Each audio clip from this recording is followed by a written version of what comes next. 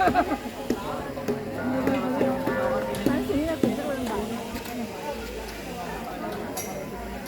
tayo.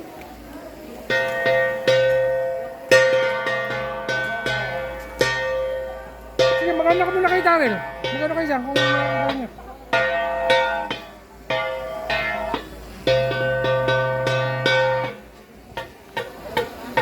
Bibili tayo ng ganyang brief. Gusto mo? Susot mo ng ganyang brief, ha?